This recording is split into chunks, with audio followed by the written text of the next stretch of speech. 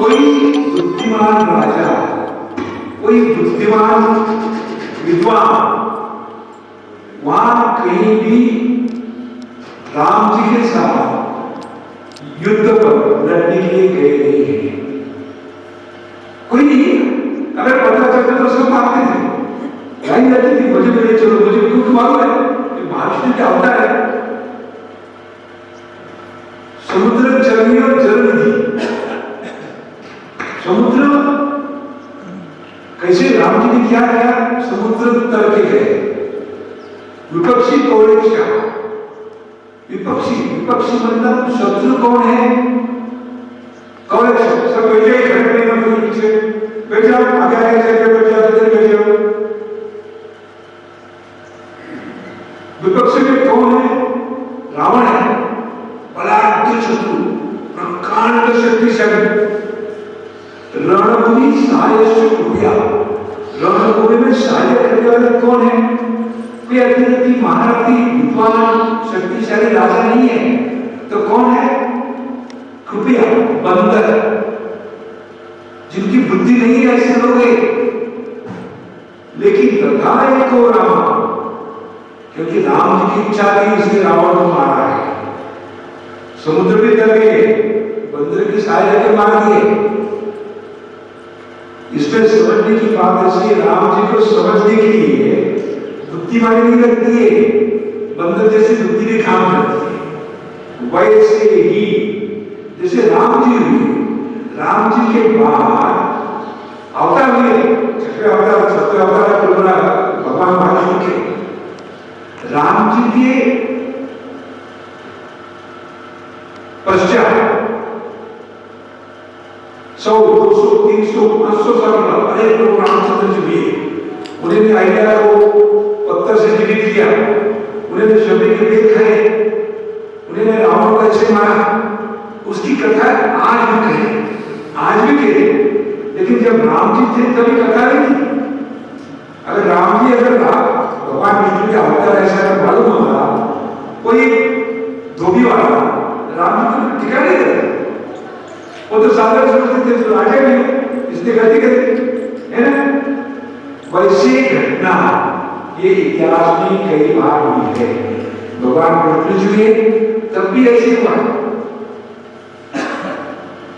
भगवान महावीर जी, भगवान बुद्ध जी तब भी ऐसे हुआ।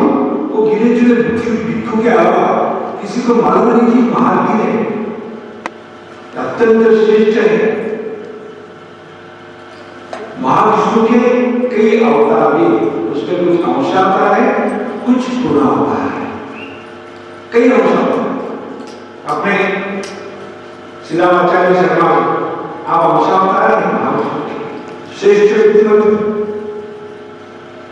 पूर्णावतार गिने चुने, पूर्णावतार आने से पहले पूर्णावतार की तैयारी की जाए। कोई भी पूर्णावतार मन में आया और कल पूर्णावतार पैदा हुआ, ऐसा कतई होता नहीं। पूर्णावतार होने से पूर्व पूर्णावतार का तेज अपने उदर में धारण करने वाली माता जन्म के लिए आती है। ये अपने आप में अद्भुत है, अपने आप में चमत्कारिक है।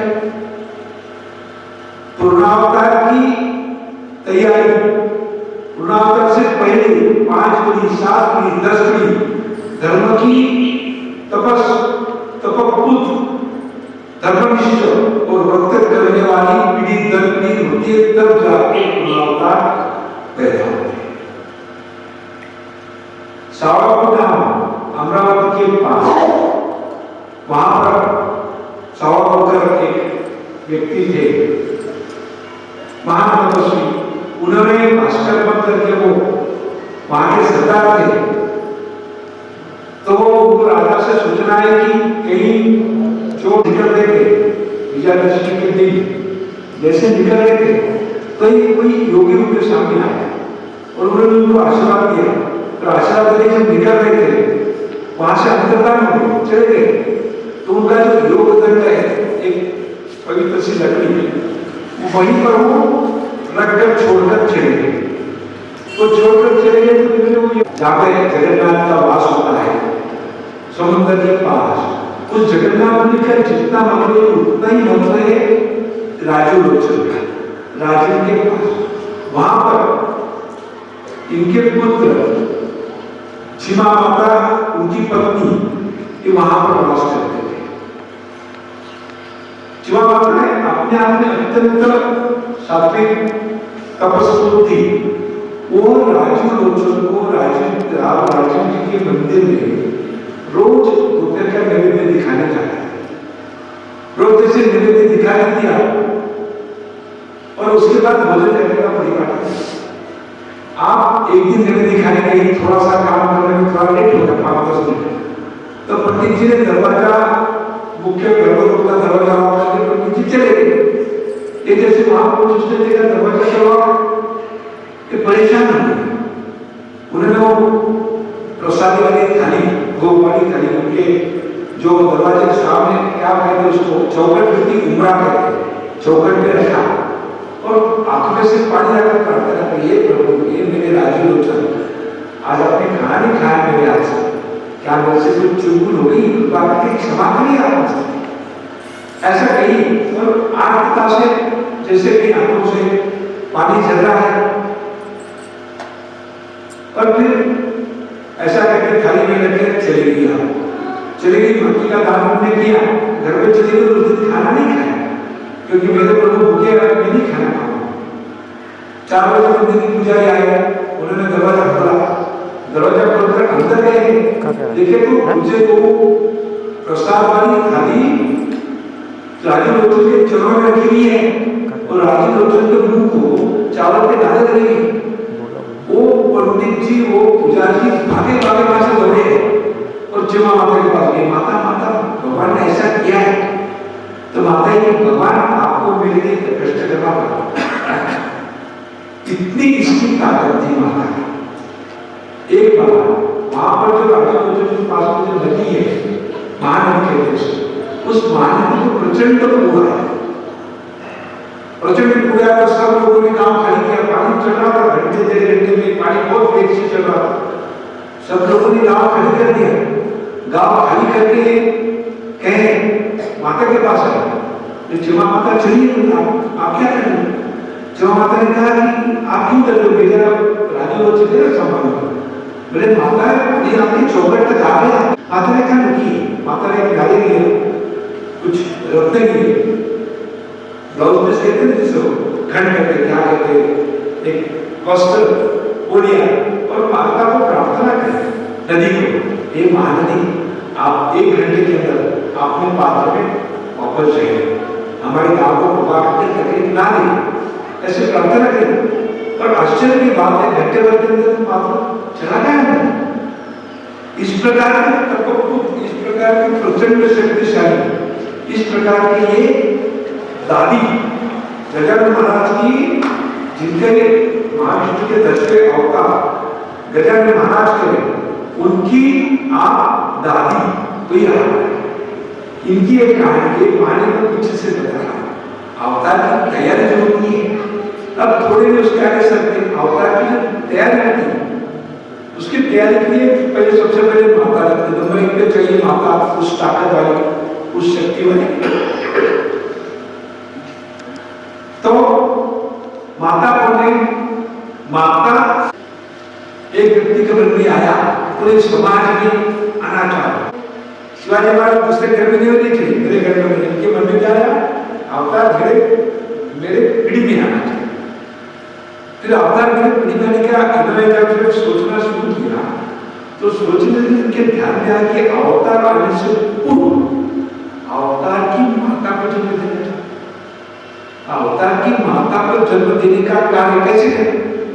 इन्होंने बहुत सोचा, इनके ध्यान में आया कि भगवान परशुराम जी की माता रेणुका, इनके पिता रेणुराज, इनके मन में विचार आया कि मेरे घर में प्रत्यक्ष आदिशक्ति का जन्म हो। माता रेणुका आपने नाम सुना भी होगा, इनके मन में विचार आया मेरे घर में प्रत्येक आदिशक्ति का जन्म होना चाहिए, ऐसे मन में विचार आने के बाद इस तरह रेणुराजा ने पुत्र कामेष्टि यज्ञ किया था, कन्या कामेष्टि यज्ञ किया था। और कन्या कामेष्टि यज्ञ के स्वरूप साक्षात आदिशक्ति रेणुका माता के रूप में जन्मे थे। अब इन्होंने सोचा कैसे करे, क्या करे, कन्या कामेष्टि यज्ञ करना कैसे शक्य है, क्या करने से कन्या कामेष्टि यज्ञ कर सकते हैं। ये त्रिपुर की शक्ति से कन्या का दिया है, एक मंत्र दिया है। मंत्र कौन सा है? त्रिपुरी शक्ति को एक मंत्र में विश्वामित्र जी ने अपने तपस सामर्थ्य से एक मंत्र में डाल कर दिया है। मंत्र कौन सा है? मंत्र ओम भूर्भुवस्सुः ओम तत्सवितुर्वरेण्यं भर्गो देवस्य धीमहि धियो यो नः प्रचोदयात्। फिर बहुत सारे चीजों को ध्यान में आया कि गायत्री मंत्र के अंदर त्रिपुरी की शक्ति है। फिर गायत्री मंत्र का पुरस्कार 12 कोटि गायत्री मंत्र का कठोर जप करना, उसका तप करना, मतलब पुत्र कन्या कामेष्टि यज्ञ सिद्ध होगा। फिर ये कौन करेगा? बहुत सारे शिविर करके कन्या करेगा वो, ठीक है, सब आ गया, सब हो गया, जवाब पता चला क्या करना चाहिए, लेकिन करेगा कौन? तो वो जिम्मा अपने ऊपर लिया, पृथ्वी ऊपर, स्वयं के ऊपर, और वो तब बहुत सारे शिविर करने पूरी 12 वर्ष गायत्री मंत्र का खड़तर पुरस्चरण किया। और गायत्री मंत्र का पुरस्चरण करने के बाद उनके घर में सोना माता का जन्म हुआ। सोना माता का जन्म कब हुआ है? सोना माता का जन्म 1899 4 जून रविवार की सुबह सोना माता का जन्म वैशाख कृष्ण एकादशी ये होती थी। तब सोना माता का जन्म हुआ, आदिशक्ति का जन्म हुआ। आदिशक्ति का जन्म होकर उस माता ने सोना माता को देखा है तो वो साक्षात आदिशक्ति थी, तो उसे शरीर से तेज निकल रहा है। तेज निकलने की वजह से उन्होंने उसको सोना करके आवाज दी। ये स्वर्ण जैसी खाती है, इसलिए से सोना करके कहा, और सोना करके कहने से सोना माता करके विख्यात हुई। इस सोना माता का अवतरण खास अवतार को जन्म देने हेतु माता को स्वरूप आश्चर्य लिखित है, आपको अंदाजा भी नहीं क्या हुआ है क्या नहीं। ये उस अवतार की कथा सुनते, 10वें अवतार महाविष्णु की 10वें अवतार की अद्भुत कहानी है। इतनी तपस्वी माता को पैदा करने वाले इतने तप सामर्थ्यशाली वो माता जन्म की नहीं। अब बताइए 1899 में आपका जन्म हुआ, गायत्री मंत्र में अक्षर कितने पता है? गायत्री मंत्र में अक्षर कितने हैं? 24। बिल्कुल सही, गायत्री मंत्र में अक्षर है 24 है। सोना माता ने ठीक 24 वर्ष अपना देह समाप्त किया। साक्षात गायत्री की देवी थी वो। 24 वर्ष का एक दिन भी उन्होंने अपना आयुष्य पृथ्वी तल पर रहा नहीं। और ये भी सोना माता की लिनेज, माता की लिनेज। पिता भी तो चाहिए, आदिशक्ति के तो साक्षात विष्णु का अवतार आ रहा है, तो यहाँ पे आदिशक्ति आई है, तो उधर कौन चाहिए? साक्षात शिव चाहिए। तो शिव के स्वरूप में लक्ष्मणानंद स्वामी कहते हैं आपका जन्म हुआ है। आप अक्षर ब्रह्म के प्रवर्तक थे, मतलब एकदम थोड़े में बता दूंगा, एक आदमी के ऊपर 3-3 घंटे का प्रवचन हो सकता है, लेकिन एक थोड़े में आप झलक दिख रहा है, थोड़े में बता। अक्षर ब्रह्म के प्रवर्तक थे, मतलब क्या थे? आप बैठे बैठे सांस लेते थे तो उनके सांस में से ओम नमः शिवाय का ध्वनि सुनाई देता। आप रात में सोए और कोई कान लगा के वहां बैठ जाए तो स्पष्ट रूप में ओम नमः शिवाय का ध्वनि सुनाई देता। आप दिलगा नाम के गांव में रहते थे, नजदीकी गांव में, संदीप भैया अपने पास गांव में गए थे क्या? तो उस गांव में रहते थे, तो जिस खंडर जैसी जगह में रहते थे उनके पास में तरह तरह के पशु बैठ जाते थे। 10-15 गौएं बैठी है, श्वान बैठे थे, बैठ जाते थे, बैठे अपने आराम से, ये बैठे अपने आराम से। ये इनके पुत्र के पास जब रहे तो इन तीनों कहते थे कि मेरे पास मत आना, मेरे पास सर्प रहते हैं। भगवान शिव के पास सर्प रहते, ऐसा इनका कहना था। पुत्र से माचिस की तिथि भी लेते थे तो दोबारा रिटर्न करते थे, है मेरा पुत्र उसका क्या जाएगा, उसने तो मुझे देना चाहिए, ऐसा के मन में भाव नहीं रहते कभी। इतनी सी भी चीज किसी की स्वीकारते नहीं थे। तुल्यतया वो चीज की सुचिता, साधन सुचिता संभालते।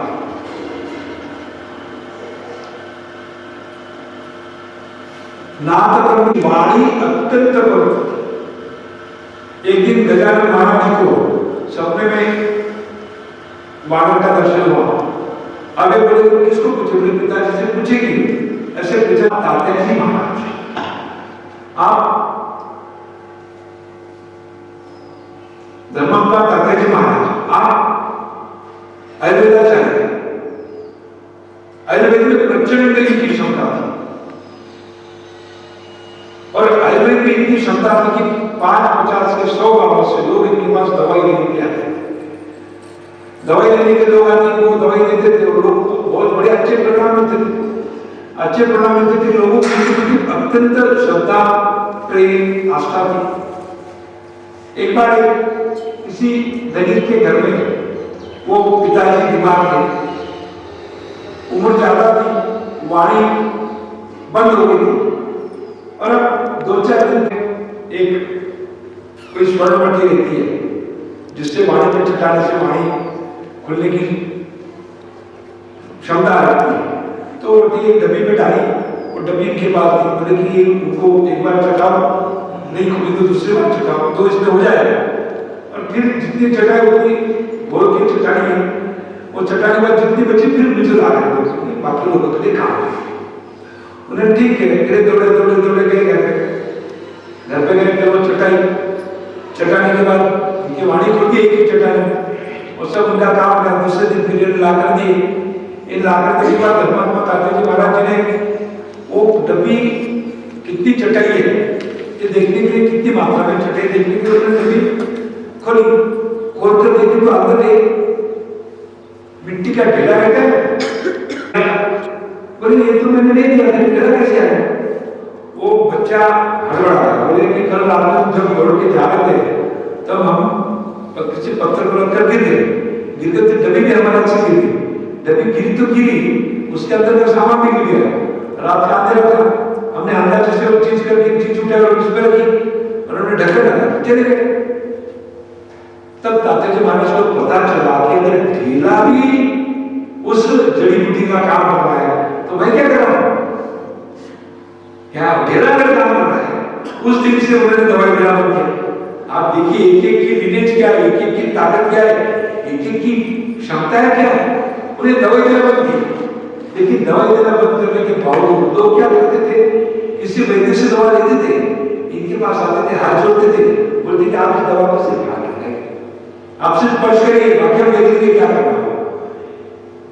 ऐसे एक तात्याजी महाराज अत्यंत क्षमता वाले, अत्यंत शक्ति वाले, इनकी पत्नी गिरजा माता, इनके पुत्र शिवानंद स्वामी, अब जिनकी मैंने पहली बात की उनके ऊपर आई, ठीक है।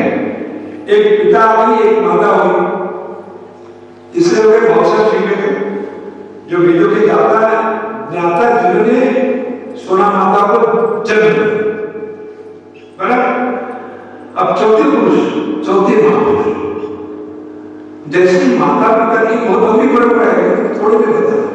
एक चौथे महापुरुष है इसमें, वो है दयानंद सरस्वती, दयानंद स्वामी। गुरु परंपरा जो चलती है इसमें सर्वश्रेष्ठ गुरु होते हैं दत्त गुरु। दत्त गुरु मालूम है? भगवान दत्तात्रेय के भी नाम सुना है?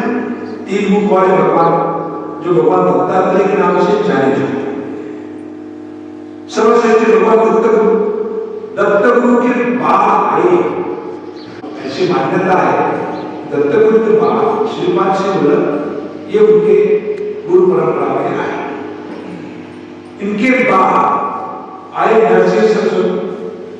नरसिंह सरस्वती का एक थोड़ नरसिंह का मंदिर है गंगापुर में, नरसिंह सरस्वती।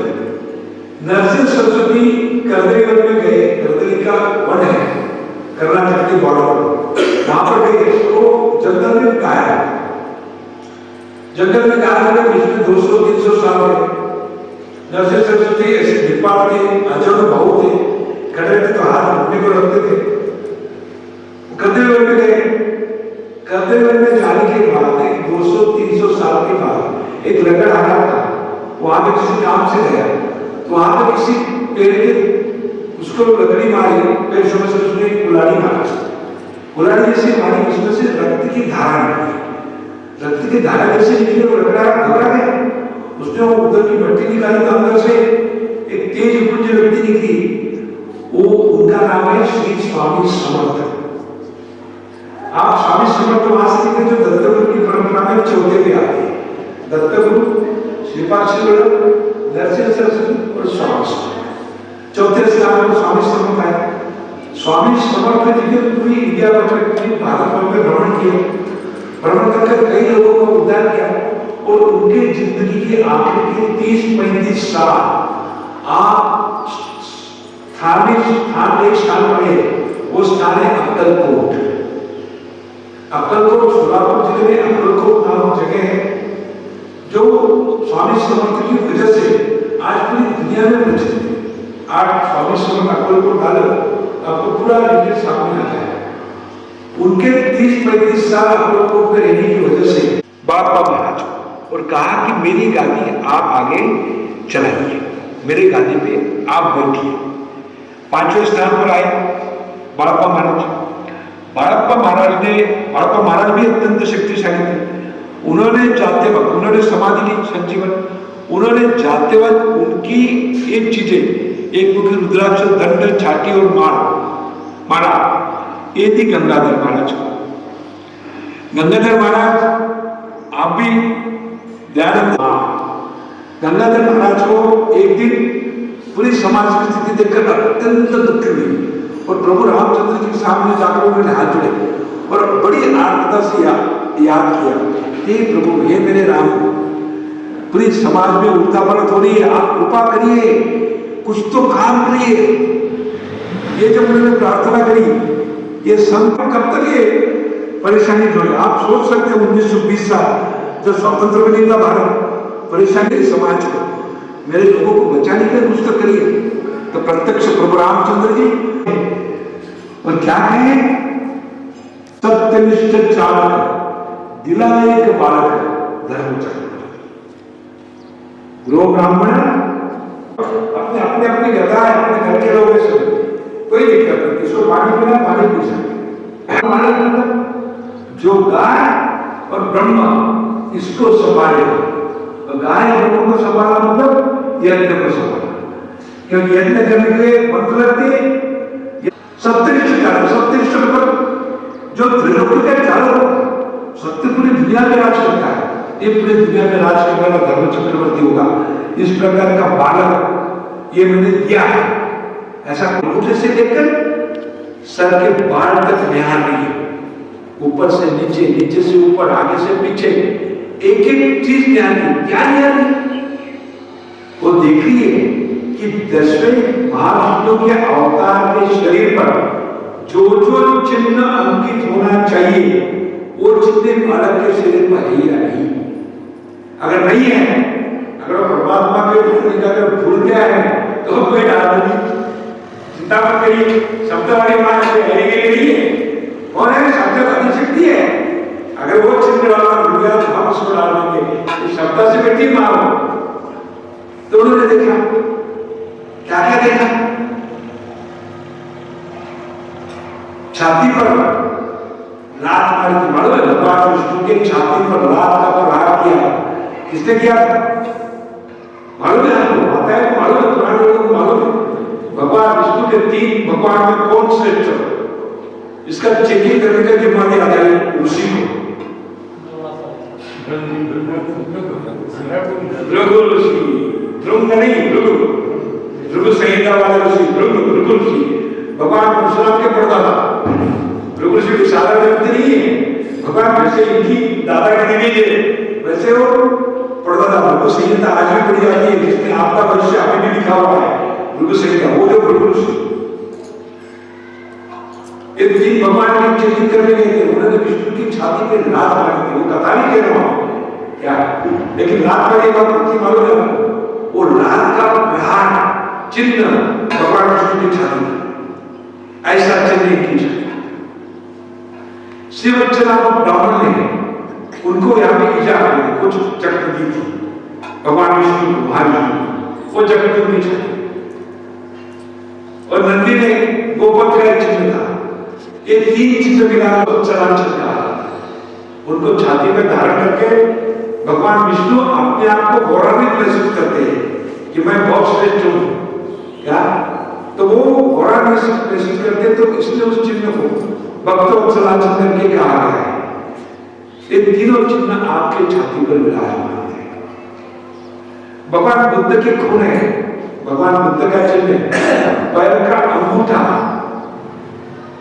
दाहिने पैर का अंगूठा लाल लाल, जिस चिन्ह को लाशों नाम से जाना जाता है, इनके पैर का अंगूठा।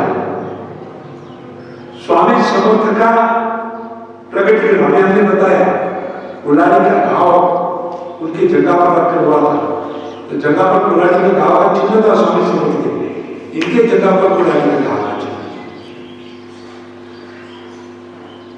भगवान रामचंद्र 14 वर्ष वनवास में घूमे, 14 वर्ष घूमते करते हुए धनुष्य रखे, धनुष्य रखकर जैसे आपने भजन का एक सफेद पट्टा पड़ता है, भजन पहन के पट्टी पड़ती जो ज्यादा सफेद होती है शरीर अपना वहां पर, वैसे इनका वो कंधा ज्यादा सफेद था।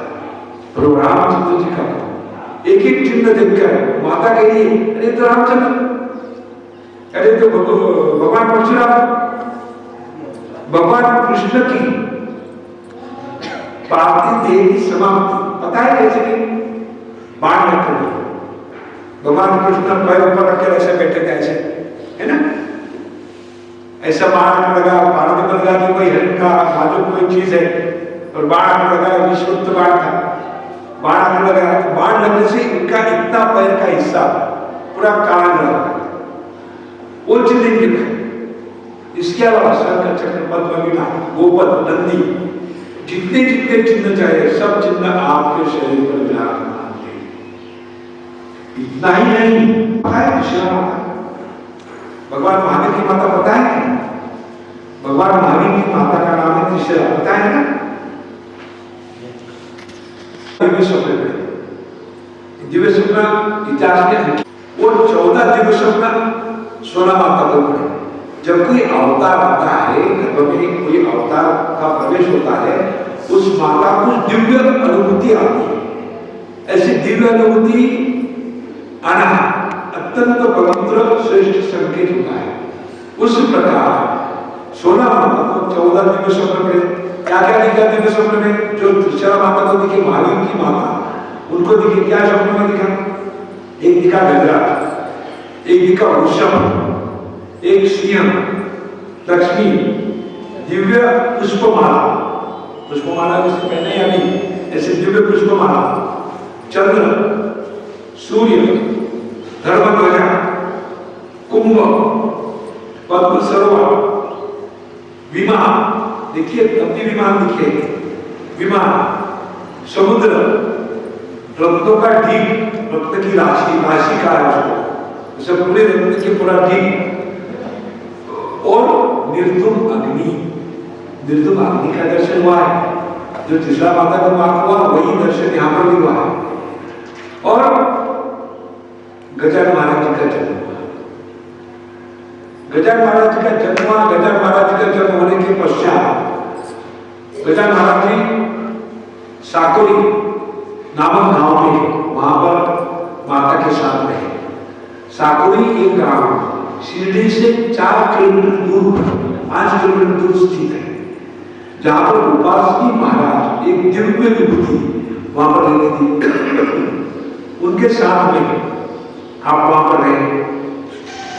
सोना माता ने जाना कि आज से 4 दिन के बाद मेरा विवाह है, मुझे जाना है, दिव्य दिव्य देह था, तो उन्हें समझ में आया कि 4 दिन के बाद जाओ। उसके पहले क्या घटना घटी? उसके पहले उपासनी महाराज इन्होंने अपने आप को पिंजरे में बंद कर दिया। क्या किया? बासुकी महाराज ने